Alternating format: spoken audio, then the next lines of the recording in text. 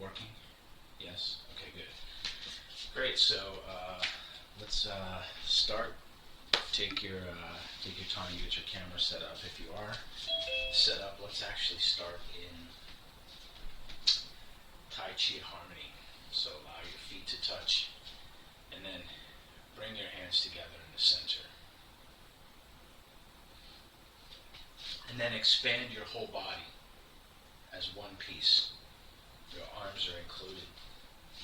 And then if we separate into pieces, expand your legs. So feel your feet grip the ground as if you can, like some type of Marvel superhero, make your legs longer. You have a feeling of what that is. And then expand your back, relax your back. So relax your glutes, and then relax your back to expand sideways and vertically. So we have a middle section. And then the top section, kind of like a triangle shape from the shoulders to the head top. Expand that as well.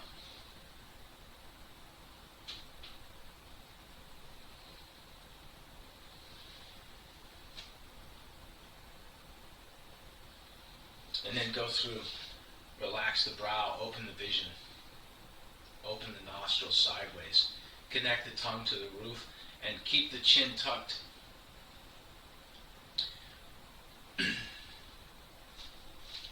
I say line up the ears with the shoulders. This is the idea of pushing up through the back of the crown, like pulling up the top of the skull to extend the spine. Relax your shoulders. They should go down at an angle. The chest is hollow, so it just means it's not puffed up, inflated. We have it relaxed. The back, again, expanded.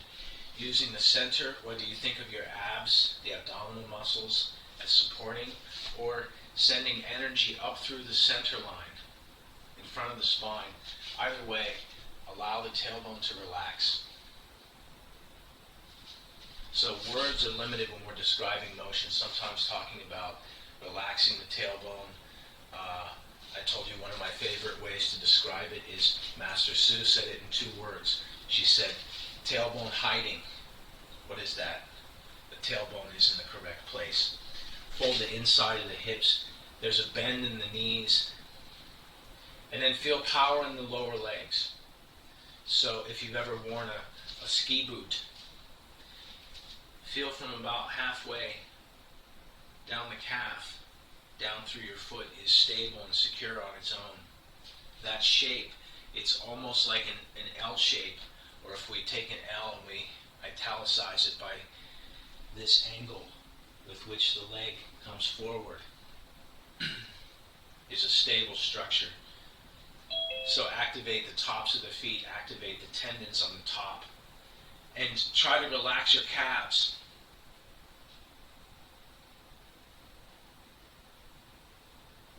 Keep working to relax your calves. Use the breathing.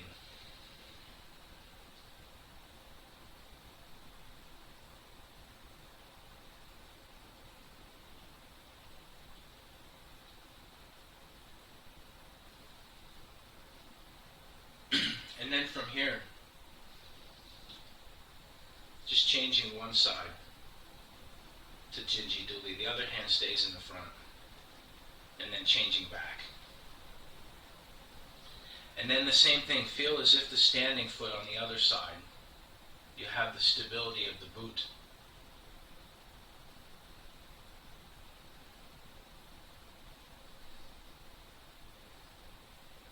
And then find your center, relax your tailbone, gripping the other foot, just changing.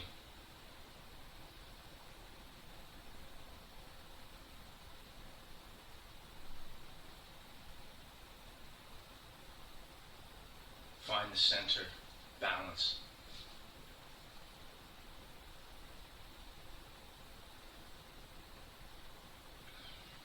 So for people still setting up, get your cameras set up, get your audio set up. For the rest of us, while we're working, I want you to think about this also bracket shape in the hips. So when we change from Jinji Duli, changing here, We don't want this side of the hip where this hand is to raise or lower. We want to keep the internal strength on the inside part of this leg such that when we raise this, the hip doesn't change. So keep practicing, starting from Jinji Duli. Breathing, or starting from Tai Chi Harmony. So try to keep your shoulders level. Try to keep your hips level. Be aware of the position of those joints in 3D space. You can move slower. You can make a smaller posture. When you get back to Tai Chi Harmony, find your center. Put your mind into the center. Relax your tailbone. Grip your feet. Straighten the neck. And then change.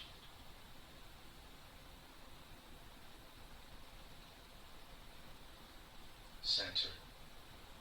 Try the other side. Grip. Keep this bracket across the hips level so that raising the foot and lowering it doesn't cause us to shift. Go at your own pace, breathing.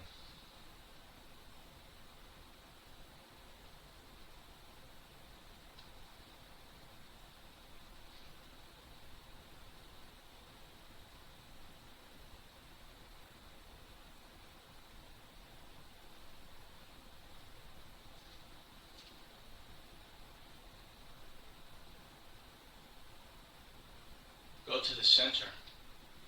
So when the hand comes up, it doesn't come up to the side. And the leg can go straight this way, but if it goes in any direction, bring it inwards to the center. Same thing with the hand. Maybe straight, but can go to the center.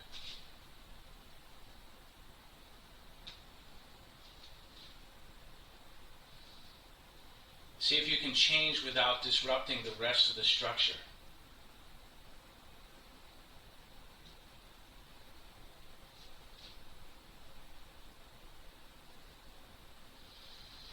And so while we're practicing this one, remember to breathe, deep breathing.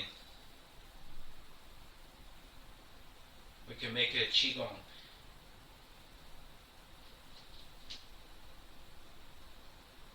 Focus your energy inside of your body to feel what is your ankle really doing.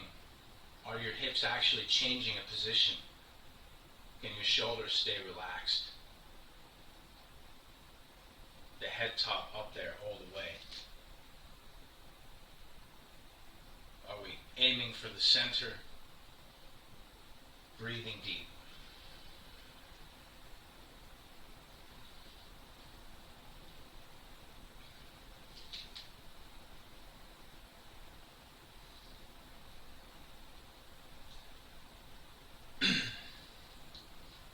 I knew a crane Qigong master told me a story talking about Jinji Duli. He said, back in the day, there was a teacher and a student, and they're in the temple yard watching people practice. And the one master is practicing Jinji Duli. And the young monk says, well, that's no big deal. Look, I can do that too. And his teacher said, go over to him and touch his calf. And so the student went over and touched the master's calf, standing in Jinji Duli, and it's soft. So, if you relax for a second, let your arms relax, let your shoulders relax.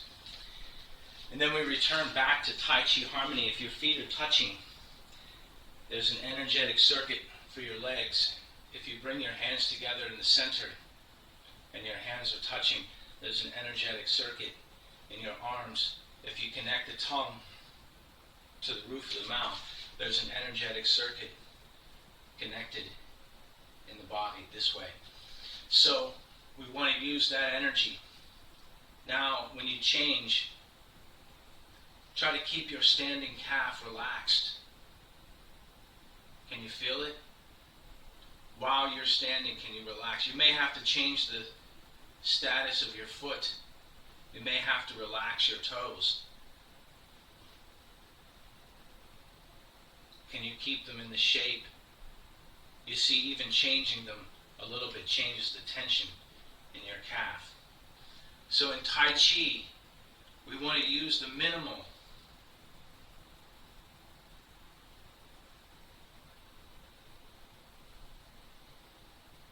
We talk about Tai Chi ideas, Tai Chi principles, where the head top, where the chin. What happens to the shape of the arms being round. But efficiency is one of the ideas. Let's go back and review another idea while we're doing this one. Keep doing the same breathing. This is our Qigong Warm Up. So with the standing leg, with the hip here, there's two different ways that I can raise my leg. One is if I want to use my whole body. And this is easier to see in person because you can see as I lift the leg, the glutes and the hamstring here actually draw the material with it. The other way is if you imagine the tendon that connects the inside of your hip to the inside of your knee this way. So when that raises, you're just activating one single tendon. So if you're standing and the leg comes up, all of this muscle is relaxed and soft, as opposed to if you use all of that muscle, you can feel this is tense and tight. So going back to efficiency in motion, if we return to Tai Chi Harmony and then calibrate, make it the best posture that it can be. Expand your back, relax your legs, grip your toes and then ungrip them and then find the balance for the two. Put your tailbone into the correct place. Connect the tongue to the roof. Deep breathing. And then the same thing. Just lifting the one tendon on the inside, like turning. And then come back to the center. Try to keep the movement in the hip minimal. So like locking the bar across the top. And then allow the back of the leg to relax.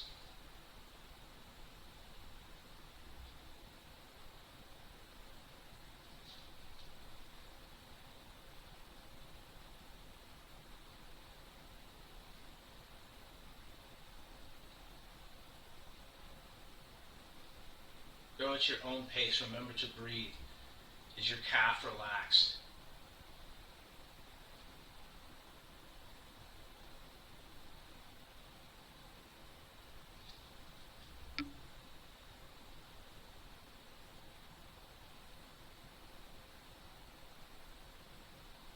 Keep working, keep breathing. And then check when you lift, is the rear flank of the leg back here, all of this from the glutes all the way down to the back of the knee. Can we allow all of that to relax and feel its weight with gravity?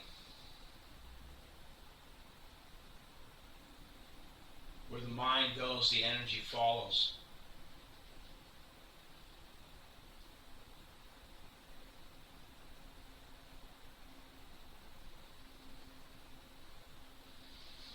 Now let's go back and do something a little bit different. If you take a square step, shoulder width wide and shoulder width deep, this is a movement we practice every Tai Chi class, is push.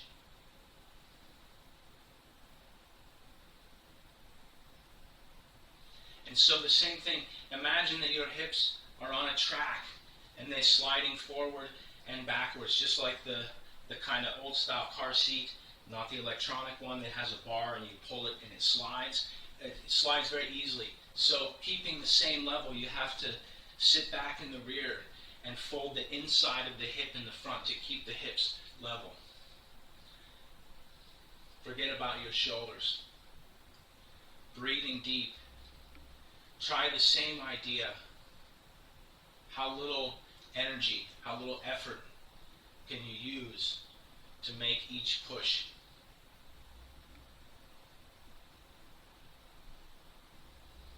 And then imagine pushing something. And imagine how little effort you can use to make the kind of impact on the something. The same long breathing that we started with, doing Jinji Duli.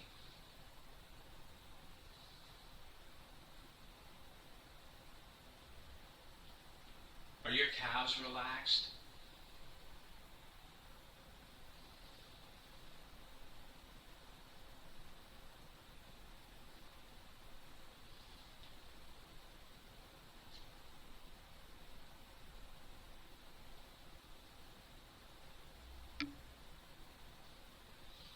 And then take a deep breath, just relax. We're going to change. We're going to do the other side to exercise the legs.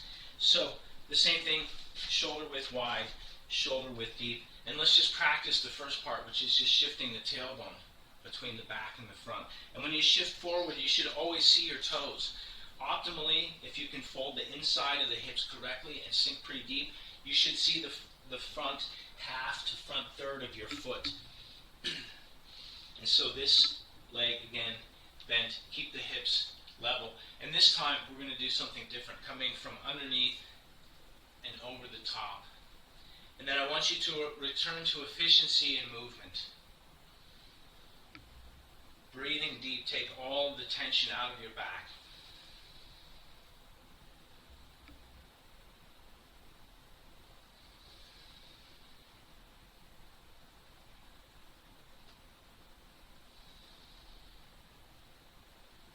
And then check, if your calves are relaxed, the rest of your legs will be relaxed. It may go, the ordering may go differently. Your upper legs may relax first.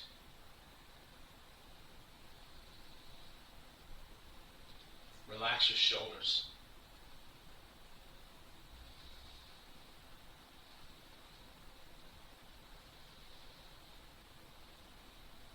Put a waist turn in so that we're not just drawing a circle here, but we can turn. The power comes in, redirect, send it back out. And then check your efficiency in movement. See if you can make this even simpler yet. Another analogy that I like to use is an article of clothing on a hanger. Imagine from your head top that you have a point. And so that point is driving everything if it's coming from up here. And you can even get the same thing with your hands just coming from the head top. So it's as if it's one piece. Imagine you have a blanket, a sheet, or a curtain, and you like to take the top and move it.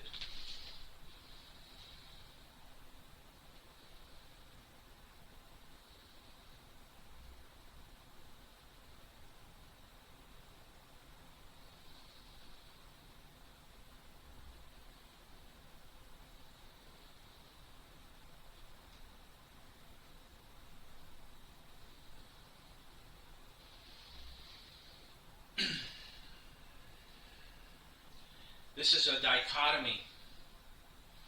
We want to think about how gentle we can make the movement, but also generating as much power as we possibly can. So imagine you have to push a big, heavy car. A Plymouth. Do they still make Plymouth cars? I don't know.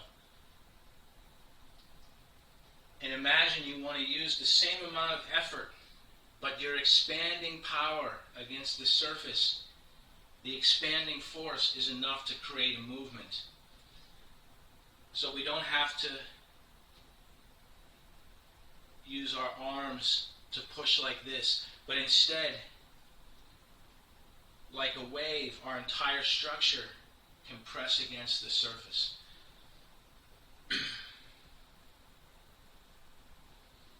So feel your feet connected to your hands.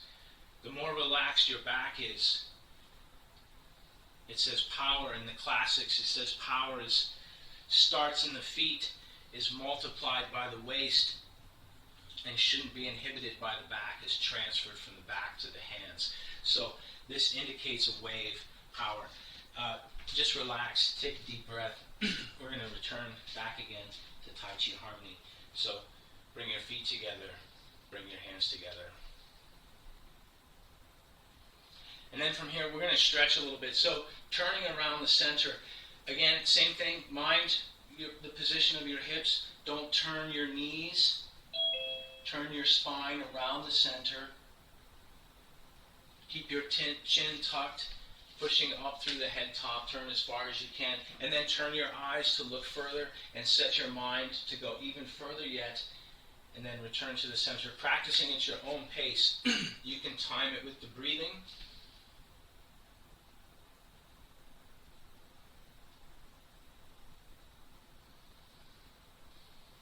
And then see if you can apply the idea of efficiency in movement, what we just talked about.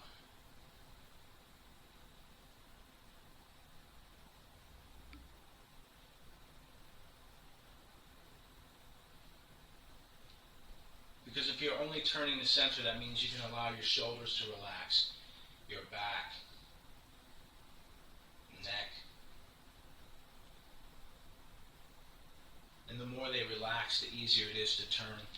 Remember to breathe, deep breathing.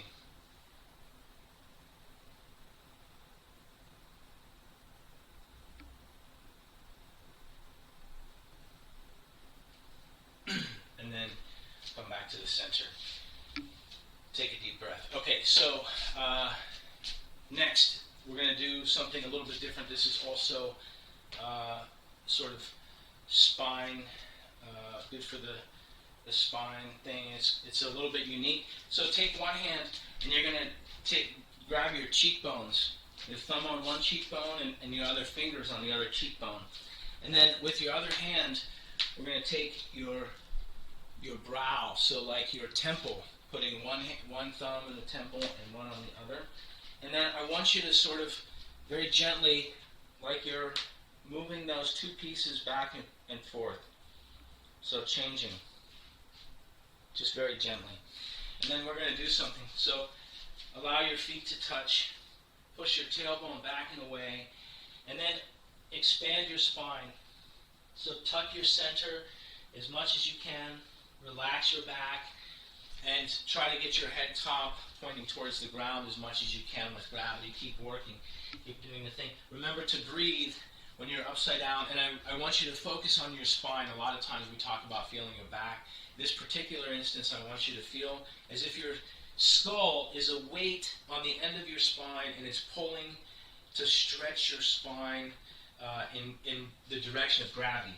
So it's pulling downwards. And then when you're ready, grip the ground. We're going to breathe. Activate your feet. Send the chi to the ground to root. We're going to breathe to extend, pull ourselves up. And then doing the same thing we just did a second ago is if I take a lower stance, if I take my temple and my cheeks, and just like you have a jar and you're going to sort of like going back and forth a little bit this way, right? Not a lot of power, very gently is turning this soft.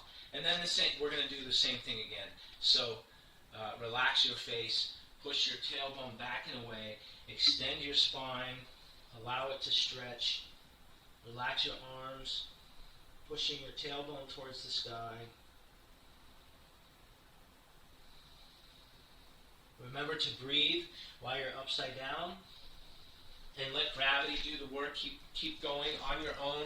When you're ready, grip your feet, send energy to the lower body, unroll your spine, standing up vertically.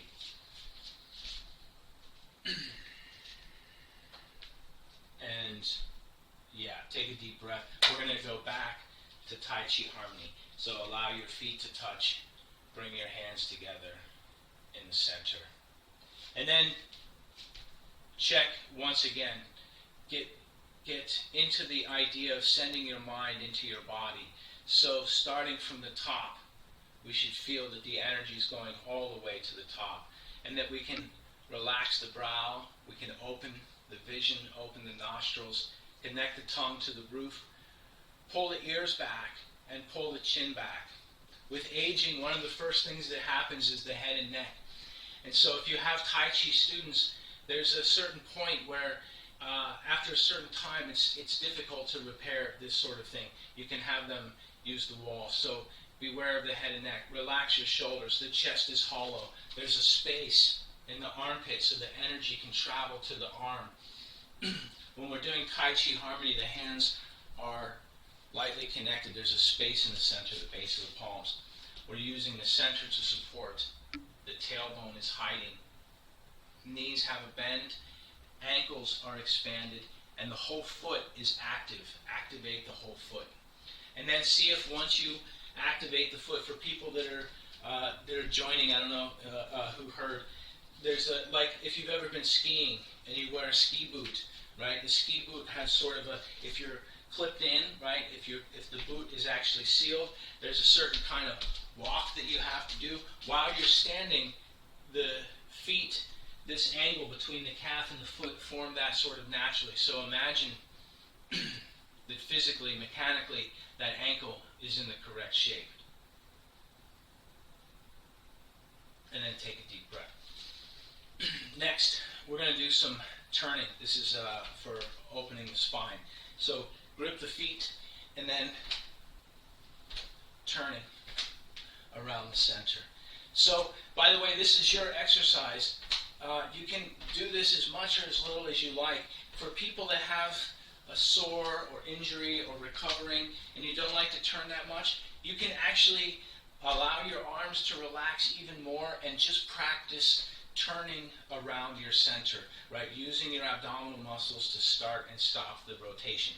If you feel healthy, you don't have any joint issues, and you like to turn more, again, the same thing.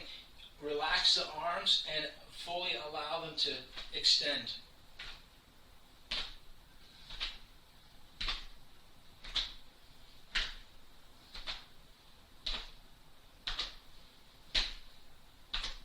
If you can wrap the whole way, everyone know where their kidneys are? Right here on either side of the spine.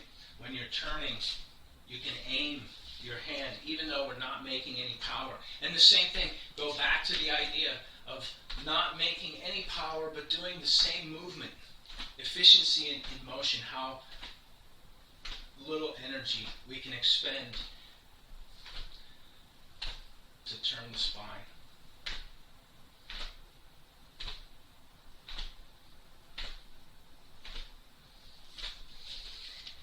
Next, feet, turning the hips.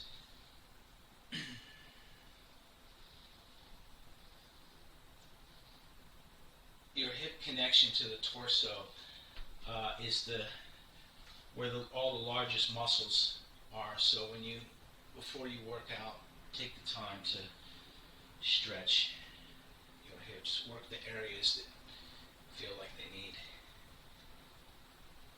extra work. And then with the knees, bring the feet together.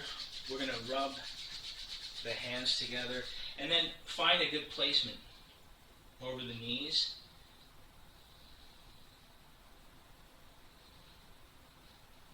And then try some things. Try relaxing your calves and feel what happens to the kneecap. And then when you feel the kneecap is relaxed, try to push downwards on the kneecap, pushing downwards towards your feet. You may feel this inclination to grip. That's okay. Allow it to relax. Transfer the heat while you're pushing downwards on the kneecap. And then breathing deep. We're going to do the same thing one more time. So grip your feet and then take the time, rub the hands together. We've already been doing a bunch of Qigong breathing, standing in Jinji Li, doing sort of minimal effort with maximum return. So grip the ground. And then feel your knee. Feel how similar they are. Feel the difference in position and space. You can move your hands to feel the things on the side, tendons, skin, muscle. Try to allow your kneecaps to relax. And if you can do that, then try to push them downwards away from your center, towards your toes. Grip the ground, stand up on your own, remembering to breathe deep. And then grip the ground with your toes, extending the foot like you're reaching. Have the feeling of growing, like you want to stretch your whole foot out and expand the energy even beyond your leg. And I'm using power, so we're using the ankle like a chi pump.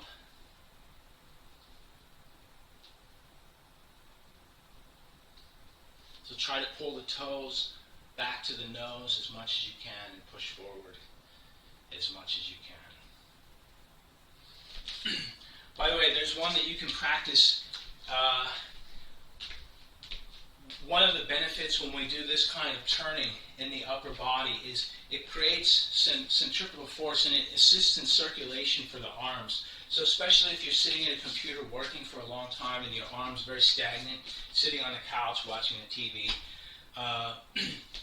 doing this type of movement can help the circulation, right? And it's age independent. It works just on the natural principle of turning. So there's another one that you can do, and I'm going to just go over it, but you can practice sometime when you have the right conditions, because you need a good place to practice is a curb where there's a street sign that you can hang on to, because you need some space between you and the ground. So for this one is the same thing with swing hands, but just using your foot, right? I can do it without my hand up there. I'm using that for support, for balance.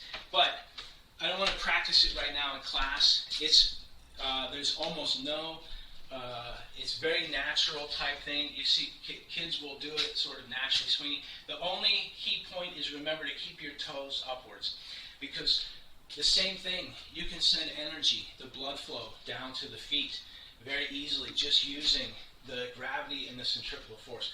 But because you need to stand on at least a brick, something like that, and you need to switch between sides, we're not going to do that right now. But we're doing something a little different. When we do if you grip your standing foot and you do the ankle pump, it's the same. Yeah, go ahead. You can ask anything you like. For the rest of us, keep working. Yeah. So, Brian, you want to keep the toe up because you would leak energy out if you kept pointing. What was the reason for wanting to keep it pointed up? The same reason when we do these butterfly kicks, we're sending energy all the way down, and if the toe is here, imagine like a whip. The shock wave traveling to the end of the whip. Not that we're gonna like lose chi or something like that. But if my toes are pointed downwards, it means all of the bones, the tibia and fibula and the ankle and all of the metatarsals, all of that is like hanging free. Whereas if we put power in the heel, you can do it standing, but it's kind of weird. You have to sort of like almost tippy-toe on the other side, or sort of, and keeping the foot in line this way. So keeping the toe up prevents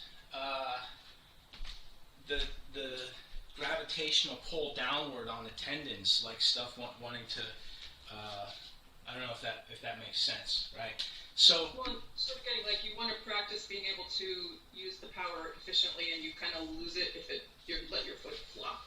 I don't know if you can see what Aaron's doing. I don't know what your camera setup is, but it's correct. What he's doing is correct. It's just you just want the toe forward, because to make a really disgusting analogy, I don't know. Maybe we could make it something more tasteful.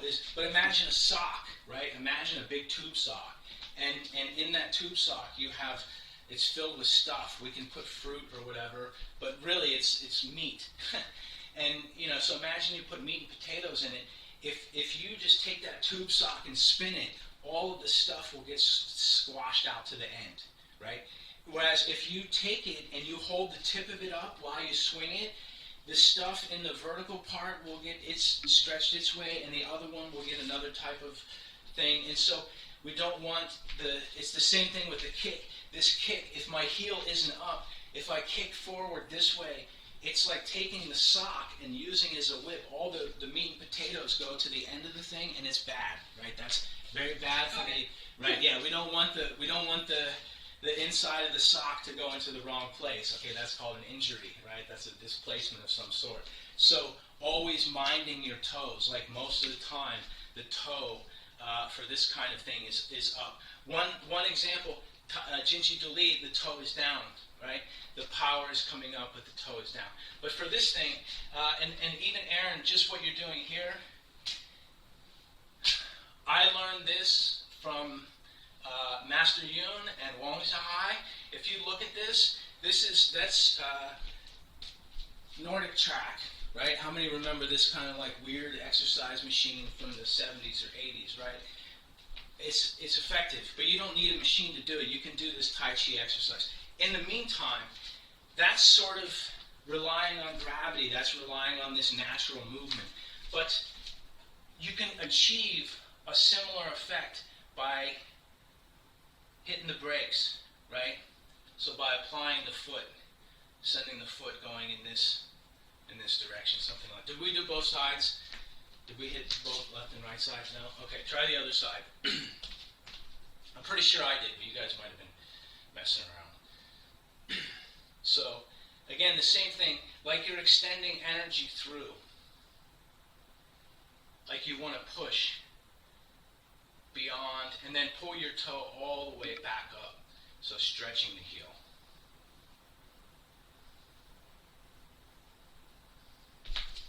And then change. All right, let's do Tai Chi. We've been spending some time doing Qigong.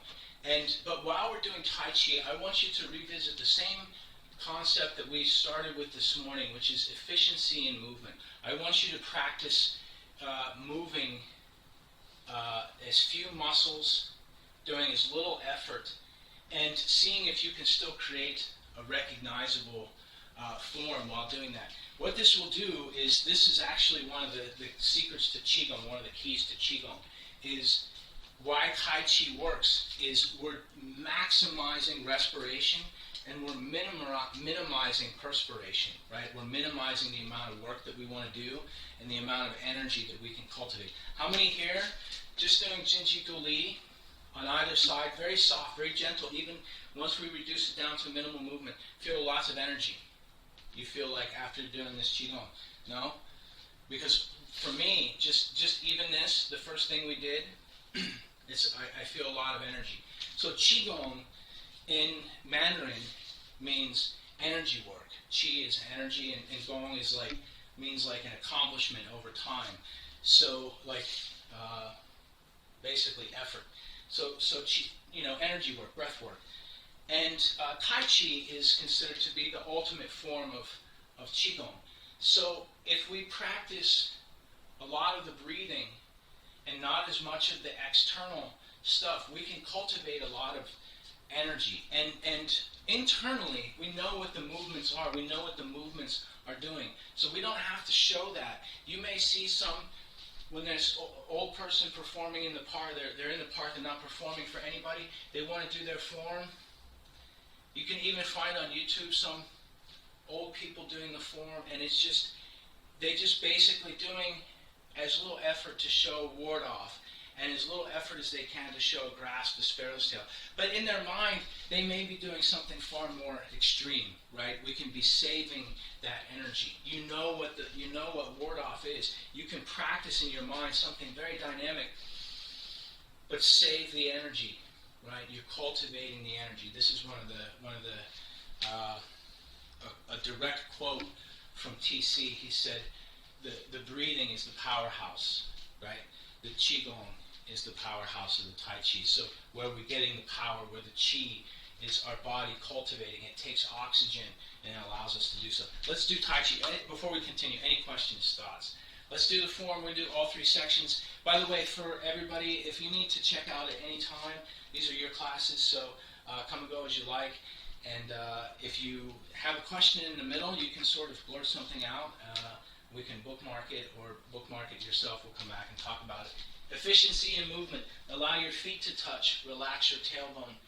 Bring your hands together in the center.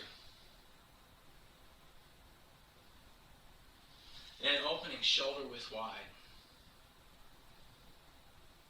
Send power all the way to the fingertips. And then Tai Chi, Qi Shi. Breathing deep, grasp the sparrow's tail.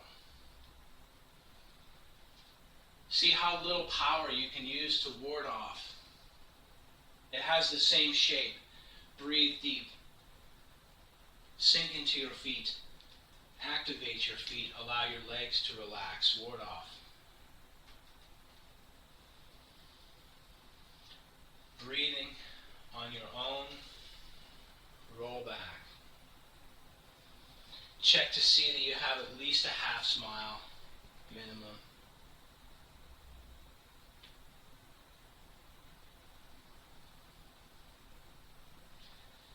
Look left, glance right, double press. Horizontal, split hands.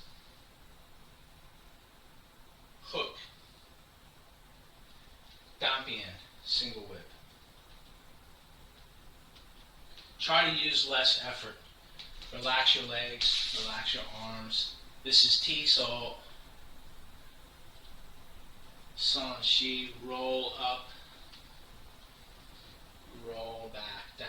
I'm going to turn 90 degrees. This is crane, opening the wings. Play the harp. Press directly to the center. Tui Bu is a square step back. Crane, opening the wings. Play the harp. Press to the center. I'm going to do the long version. So we have brush knee, C step, press to the center. On the other side, brush knee, C step, press to the center. This is holding the moon in the chest. Step square, punch to the center, turn the waist, still looking forward, turn the forearms, Ban. Square step, Lan. Finish the punch. Ban Lan Shui. Long version, left side, Ban. Square step forward. Lan is open. Shui is punch. We have one more of those on the right side. Like you're scooping up the bucket, press to the corner. Open from the center, reach into the center. Underneath, this is Rufong. Press, press, turning 90 degrees. This is return tiger to mountain. Bring the right foot to the left. Form a T. Square step to the corner, palm press to the center. Take a deep breath and check to see, can you make your roll back with less effort? When you return to the south, can you relax your shoulders and back all the way down to the feet? Press. Go back to the basic pushing we did earlier. Look left. Glance right. Double press. Horizontal split, facing east. Diao show is hook. This is turn back to look at the moon. Take as many steps as you need, 180. My square is facing west, right hand covers left hand spear fist. Turn back to look at the moon. Repulse the monkey, scoop, step back, press to the center. Number 2, the right side opens, left press. Number 3, left side opens, right press. Sherfei is diagonal flying. Shoulder bump, expanding. This is needle at the bottom of the C. Turn your thumb over, spin it back as you stand, fan through back. Turning, 180, block, punch, kick, square step. Take a deep breath. Lan is parry. Turn the waist, focus power to punch. Head top up, Di Bu Hua. Fold knees. Breathe deep, use less effort, roll back. Press.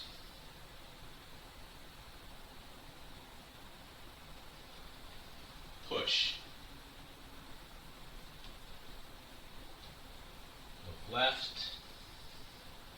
Glance right. Double press. Horizontal. Split. Diao show is hook. Side whip, I'm facing north. This is cloud hands. 1, step and press. Cloud hands 1. Cloud hands 2, press. Step and press. Cloud hands 3, press. Step and press. The owl show is hook. Corner whip. My square's facing west. This is Gao Tan Ma. Reach over the tall horse. You can make a nice circular shape if you want. Stepping my foot towards the north, facing south, turning. Number 2, this is Gao Tan Ma. And now we're going to turn east, scoop, brush, press to the center. Just like the first section, brush knee, C-step, press, brush knee, straight step, punch. Here we have a unique rock step, turning 180, block, punch, kick, square step, lan, parry, breathing deep, punch, zo hua, left deflect, bend the bar, kick. Da li is big rollback. Try to keep your spine vertical. Zhong ding. And then bao hu, embrace the tiger. Turn the waist. Da li is big rollback. Embrace the tiger. Number 2. Left foot steps behind the right. Scoop the moon from the ocean.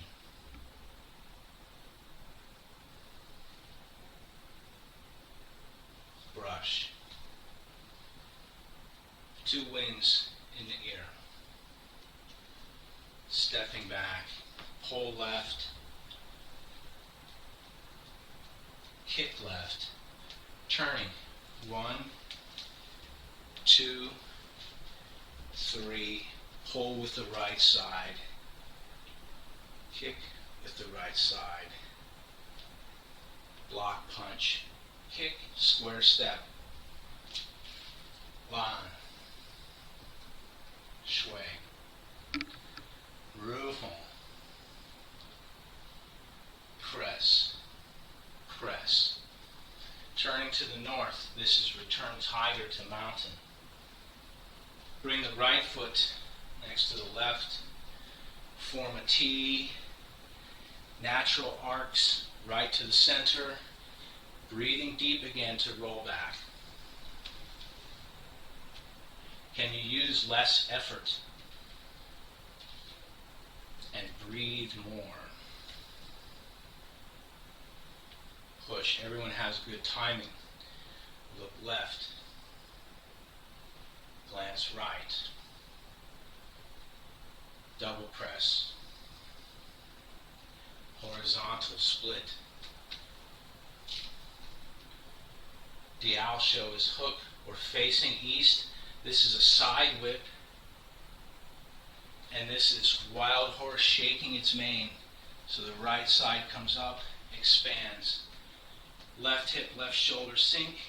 Right side covers. Left side comes up through the center, expands. Cover right, right side expands. Ward off, breathe deep to roll back.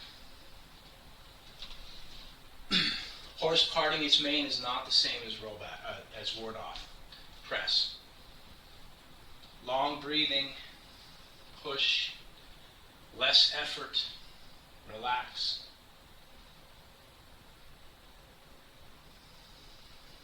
Use the energy to fill the space. Split, hook, side whip. I'm facing north, I'm going to go to the northeast. This is four corners. Jade Lady. Looking first, then turning the right side. Left side follows in. Looking, close, lift, press, turning.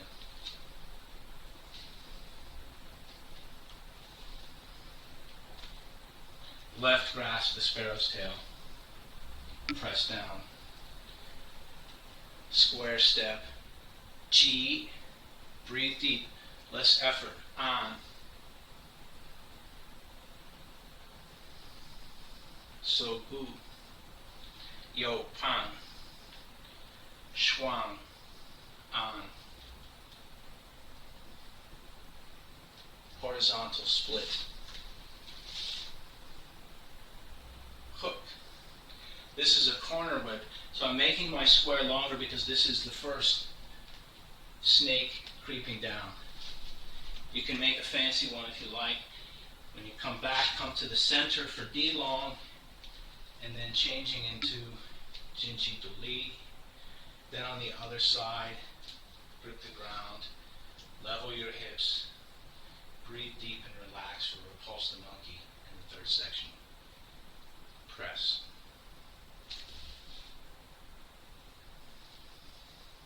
Press. Number 3. Press. Opening to the side. This is diagonal climb. Expanding. This time the left hand and right foot. Needle at the bottom of the C. Step forward. San Tombe. Turning. Facing east, block, punch, kick. Breathe deep, lan. Shui, punch. Head top up. Dibu hua means fold knees. Upper body is straight. Shang bu li. Breathe deep, less effort. Roll back. Qi.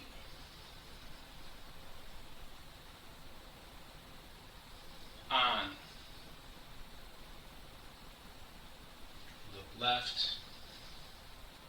Glance right. Double press. Horizontal split. Hook. Side whip. We're parallel to the east-west. This is cloud hands in the third section. Press right and left. Number 2.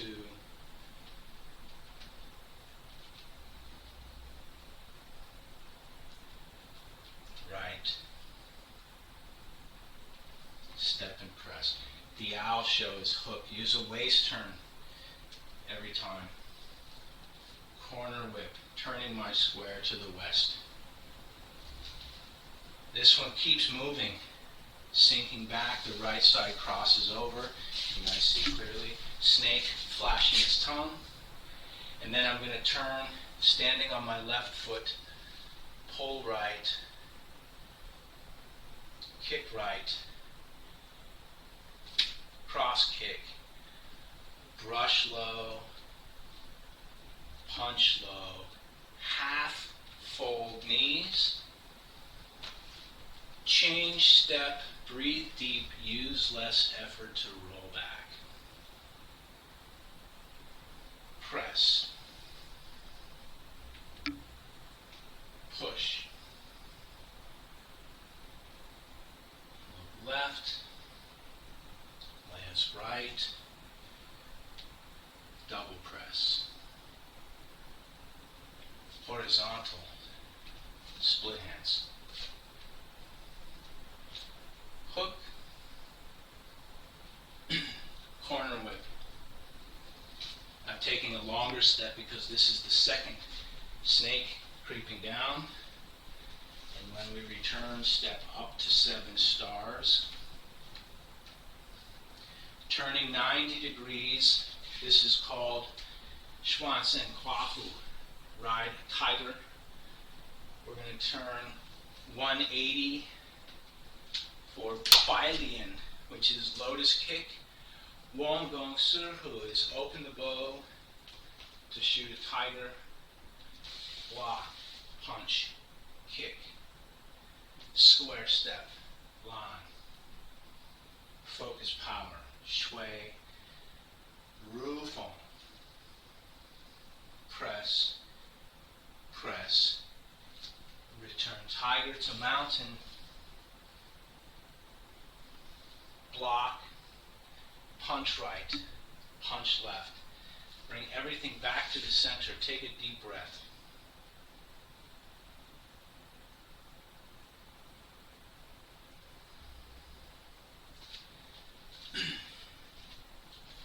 And so the same, when you finish Tai Chi, you feel energy, you feel warm.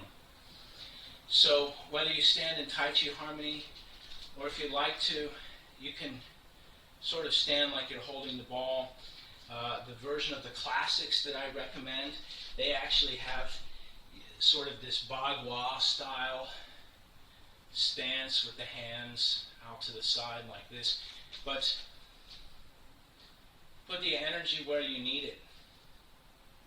However you stand when you finish. Back, shoulders, neck. There's always something trying to take a little nibble. So even small injuries, bites, we can use the energy, the chi. And this is, when you feel warm like this, remember we said there's a way to balance the body temperature. And the way to cool off is to breathe more. So we've been moving, and so this is like getting compounding interest. You've already done a bunch of Qigong. Now to cool down, you can do even more Qigong. So allowing that energy to go into the right places.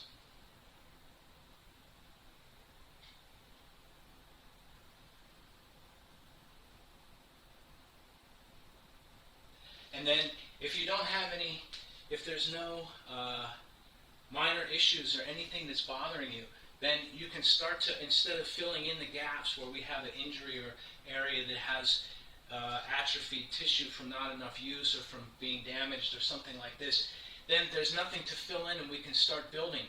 And so what that means is we can go back to the Tai Chi ideas, is pulling the head top up. While you have all of this energy, put your body into the correct shape. When you have the sword, when it's hot, when you like to cast it with the hammer, you do it while there's the heat. So the same thing, we can start to shape the vessel by pulling the head top up, keeping the chin tucked.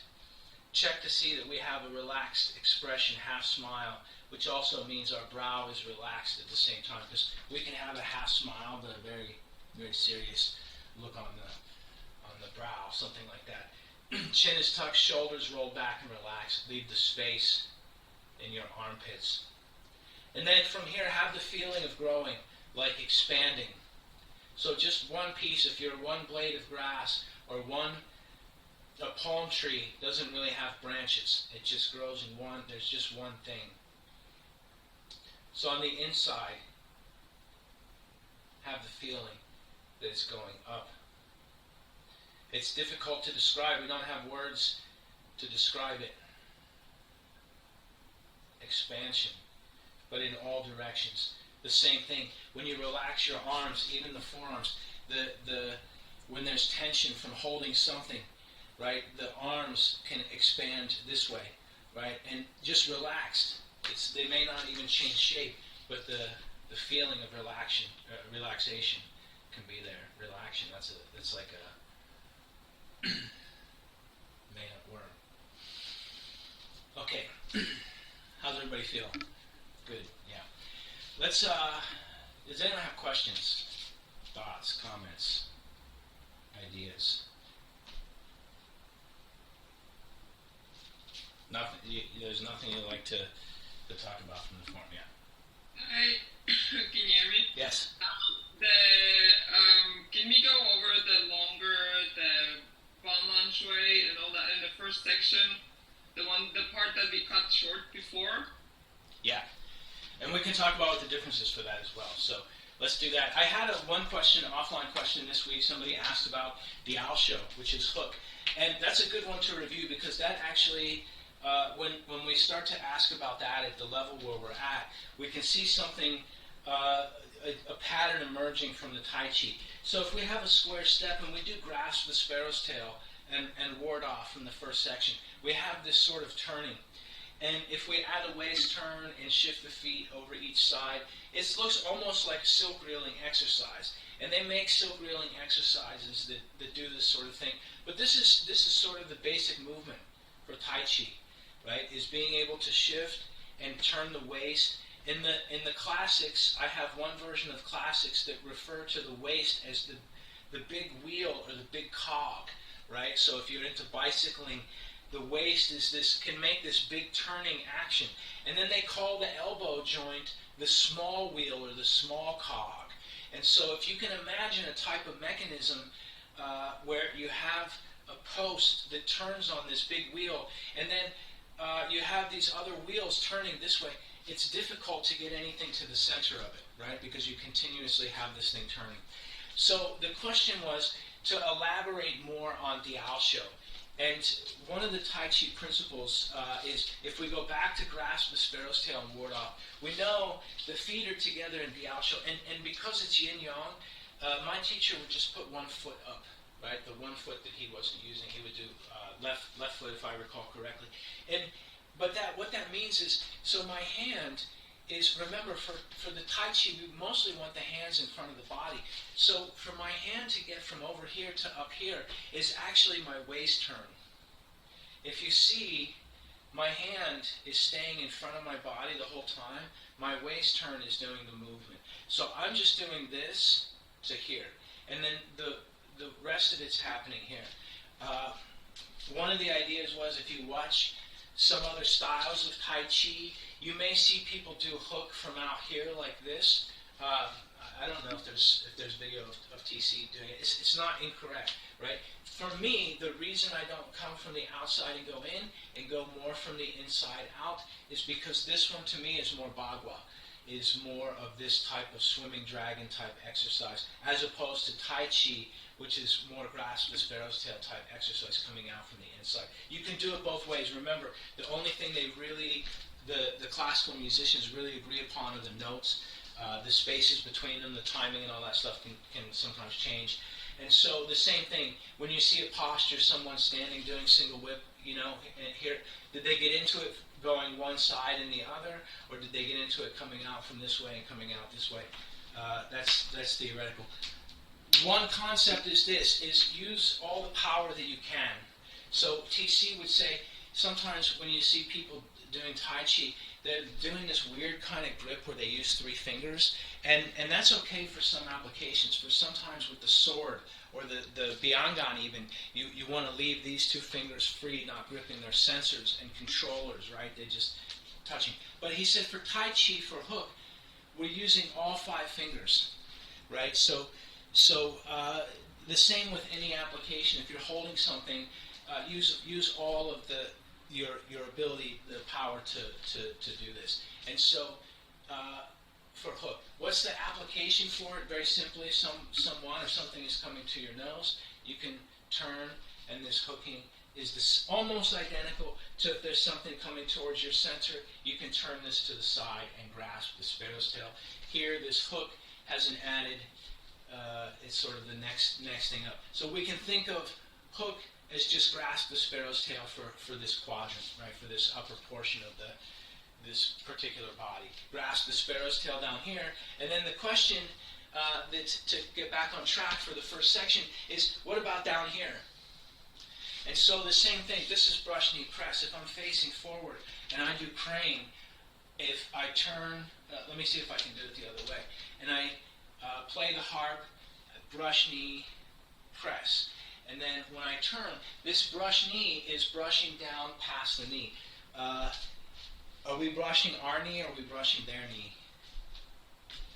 Depends on your application, right? There's some people who say you're not brushing your knee, you're brushing their knee.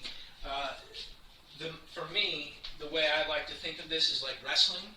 Is you want to get into somebody's center. If they're standing here like this, I want to literally push the inside of their leg open so that I can get into their gait, right? If it's like a wrestling type situation.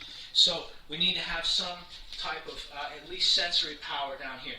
So this is this half circle. If I'm facing the camera here, I have this half circle, and you can mirror me, right, to practice this one, because we're going to just do left and right, and I'll move towards the camera and then change. So brush knee, and the other hand goes down as this one's coming up, and then when I step to the square, press to the center.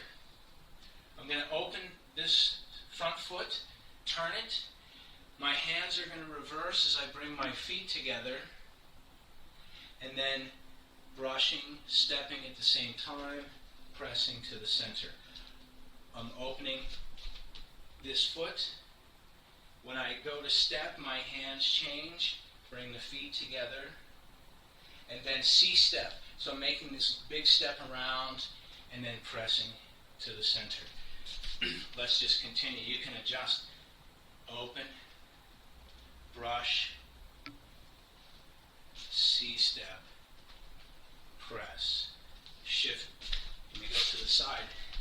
Shift, brush. One continuous movement. Press.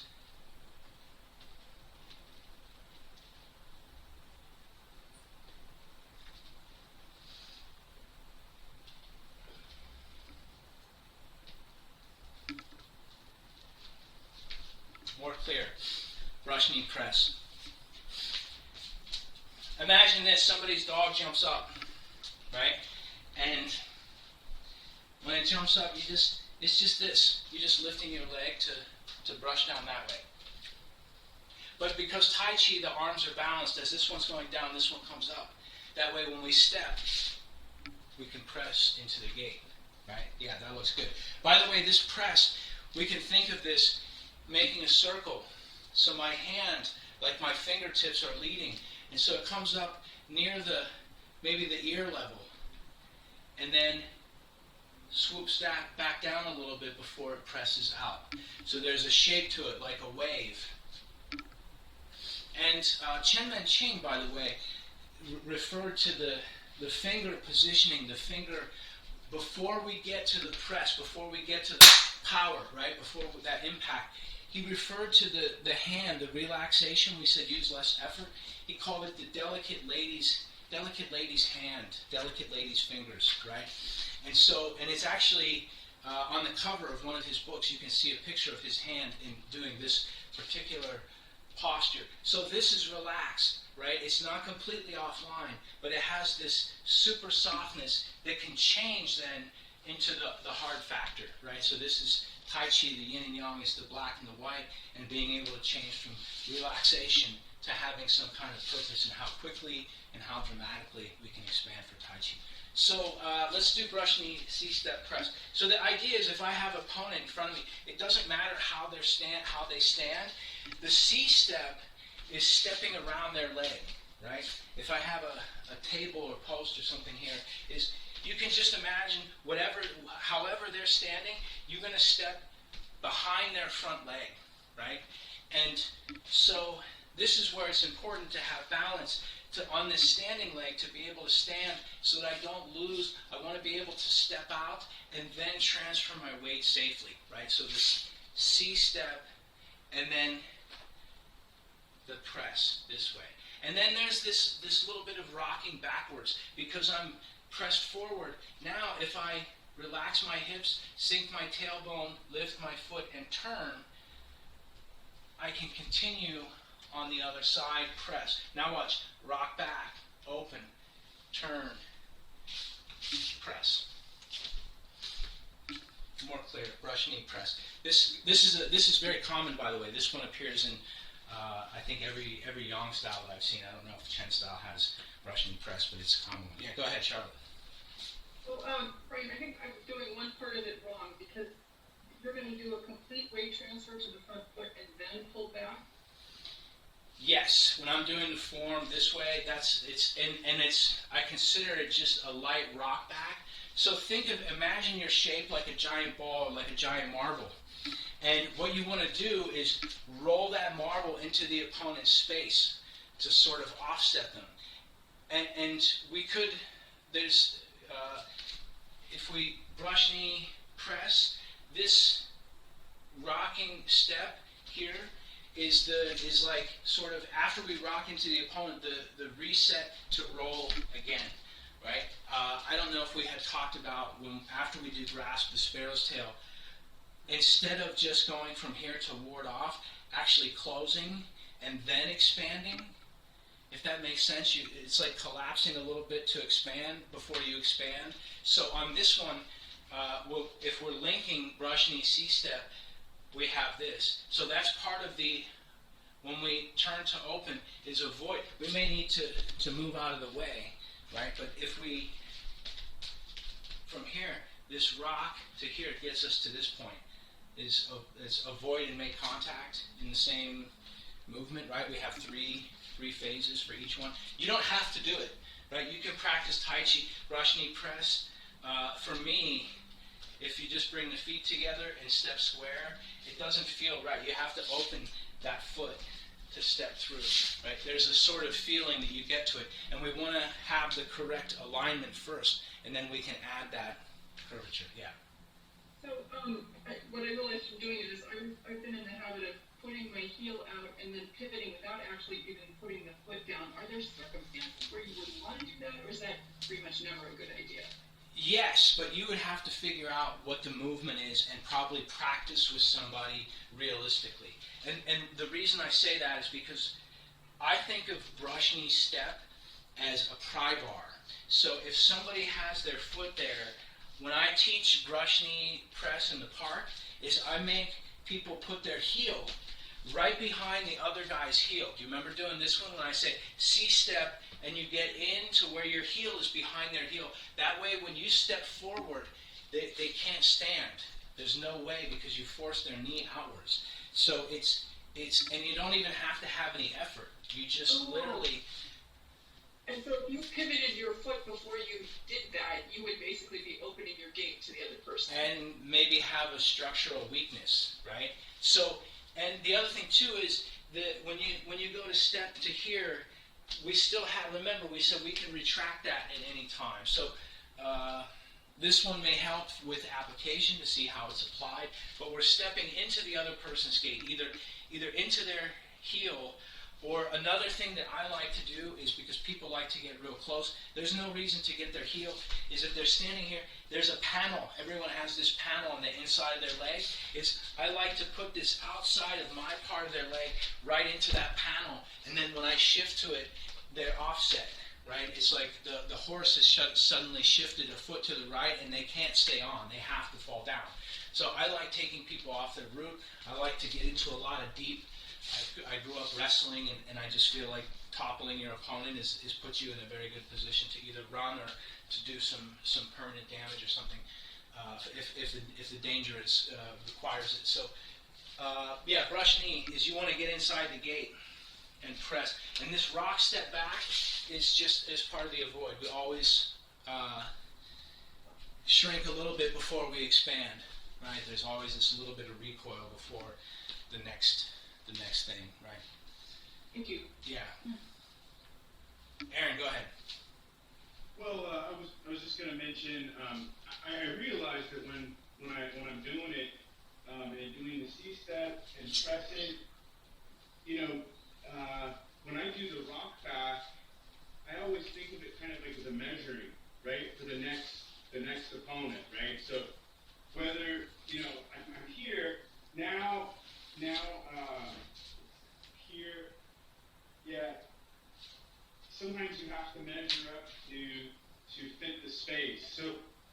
almost like 100% on one leg, or sometimes I think I almost lift my leg and then to readjust. Yeah, I think that's a good idea. I think that's a good concept. Is once you press this readjustment, yeah, you could change. Remember, a lot of the stepping in this particular form is symbolic. If we're doing this in real life, and by the way, this is one I actually used in real life. It's a weird story. I don't normally like to tell these, but I was at a park in Woodland Hills, and somebody got angry that I was practicing martial arts there or something, and confronted me, and I just literally was using brush knee step, just walking.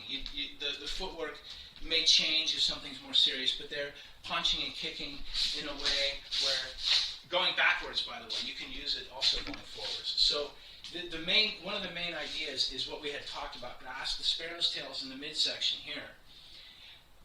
The owl shell hook is covering up here, right? Something's coming, cloud hands, right, is up here. And brush knee is blocking this elbow pivot, sits about the rib cage, right? Sits at this level where it's at, and it covers down here, which can cover the groin, right? So that's sort of top, middle, and bottom. That's what most of the postures addressing in the Tai Chi. If we have something, it's here. If it's something here, it's here. If it's here, it's down here. Brush knee, and then press to the center, right? And there's one more thing about brush knee press. Sometimes when we brush knee, which way does this hand go down here? There's 3 different ways it can go. After I have crane and I play the harp and I brush to press, I can leave it facing outwards, right? My structure is going this way.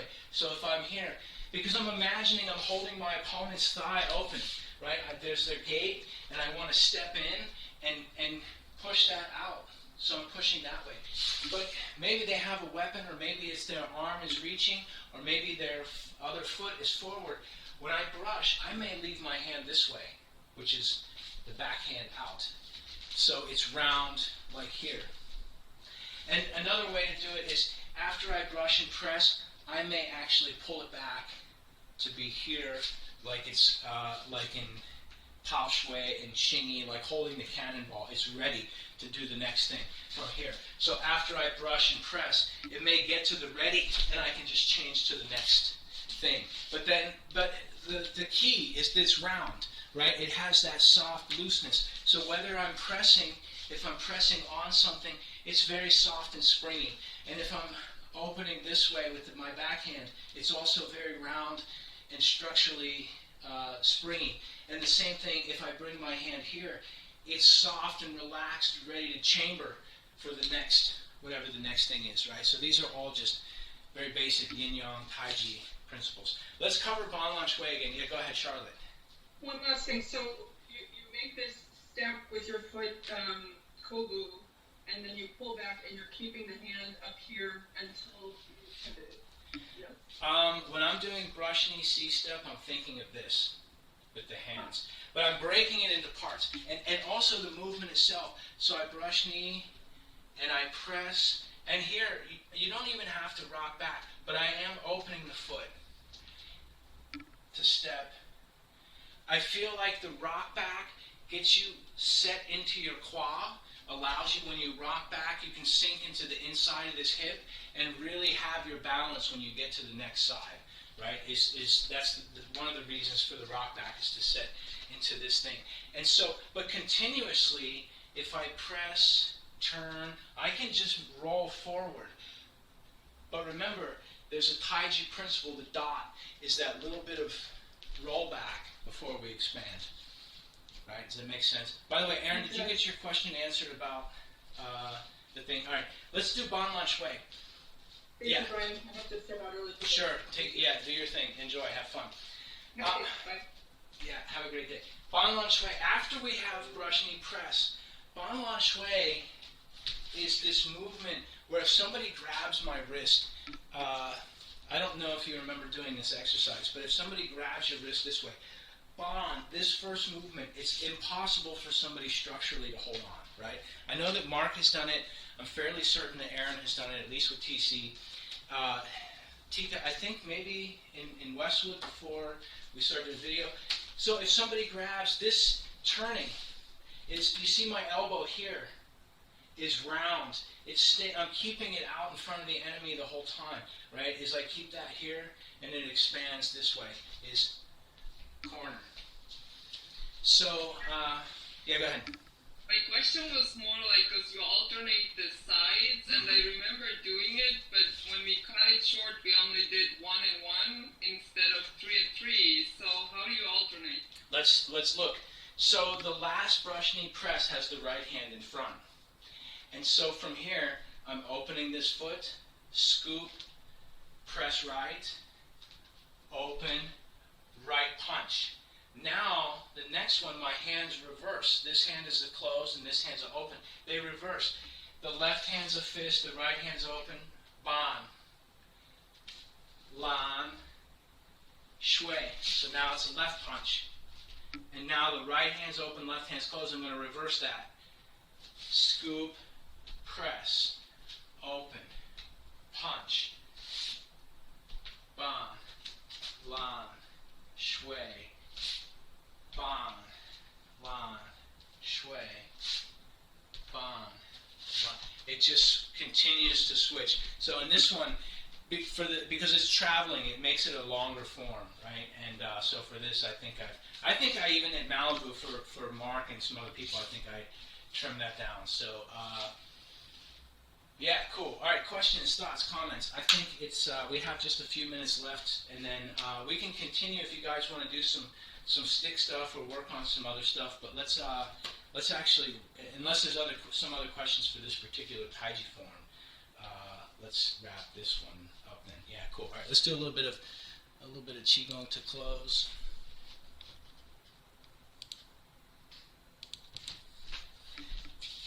Go back to Tai Chi Harmony. Allow your feet to touch. Bring your head top up. Relax your shoulders. Sink your tailbone. Bring your hands together in the center. And then you can do a number of different things. You can go through and check, or if you can get right back into it, have the feeling of growing. Sending energy out from the center to all the extents. Power to the fingertips. Power to the toes. Power to the head top. Power to the bottom. Power to the bottom means you have to relax your tailbone and sending power all the way down to the perineum, to the very base of the torso, so that the head top is stretched and the pelvis is sitting in its lowest correct position. And then let's actually do a little bit of Qigong to close. So we have lots of energy for the next thing that we do. Like you're pulling in all the energy, and one of two things. Either you can imagine stuffing it down, right? Like you're packing something to ship. So inhale.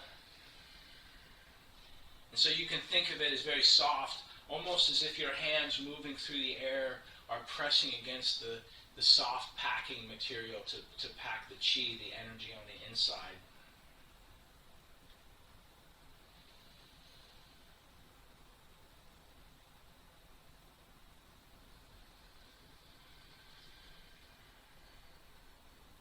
And if you like to expand that idea, once you're packing, imagine right on the center line that you can compress the energy. So as that packing material goes in, you can squash it down really tight, right along the center to the dantian. So it still feels soft and relaxed on the outside, but on the inside, compressing.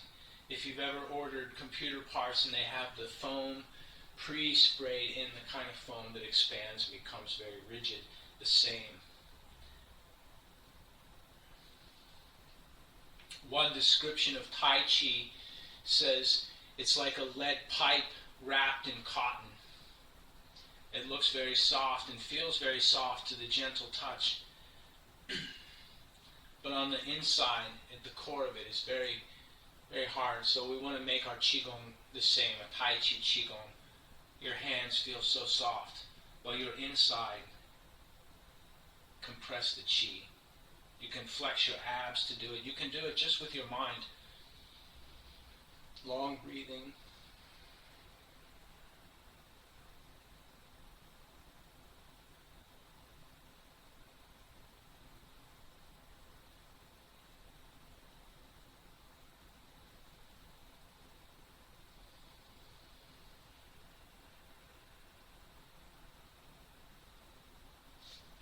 2 more, going at your own pace. Make it the longest, most relaxed breathing of the week. Use your whole body, relax your whole body.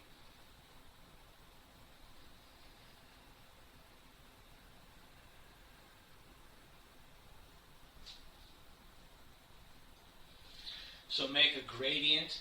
It's so soft at the top, and by the time the chi is compressed all the way into the center. And then bring your feet back together in the center. Bring your hands together. Take a deep breath. And then move your mind into the dantian. Take a second to look at yourself from the inside, smiling at yourself. Take a deep breath. And then internally, with some internal sound, take a second to have gratitude for yourself, for your mind, your energy, your chi. One long last deep breath. And that's it. So I'm going to cut the recording for this one. If you guys have questions, call, email, right? By the way, actually, I have forgot this. I have some bad news. This will be the last class until potentially 2022. I'm not certain about what I'll be able to teach. I will be using this time to prepare the acupuncture course. I have a bunch of that stuff in place. I have to film some of that. But I am going to be moving twice, once now and once again in the future, so that will determine what my schedule will be like. In the meantime, if you have questions, this week I did sort of a video private with someone. If you have questions about anything, I have one challenge, you have one homework assignment, and it's this. It's a difficult one, is practice Tai Chi every day for 100 days, right? This is coming as a suggestion from someone else to me as a suggestion to new students. But just for yourself, doesn't matter what you can practice in the beginning, even if you only remember 2 movements. Pick some amount of time, 5 minutes, 10 minutes every day that you intend to practice, and you will increase. Just try it for 100 days, even 90 days. Your homework assignment is there. I have calculated, there's over 90 hours of videos on YouTube that I have uploaded that have both the Tai Chi and the stick form. So there's a lot of reference material. There's, I think, most of the classes we do at least the first and second section. So there's something to get out of it, and I'll update you more as I know something. If I can do it, I will. You can log in to check to see if I'm here, but for now, I think this will be the last transmission for a minute until I can get situated. I'm actually going to be starting to pack some stuff today, so here we are. Meanwhile, seriously, I'll do email, video, voice privates, whatever questions you have. We can deal with them offline. Practice a whole bunch, and we'll talk sometime soon. Yeah, I'm going to come back on, but meanwhile, let me do this for a second.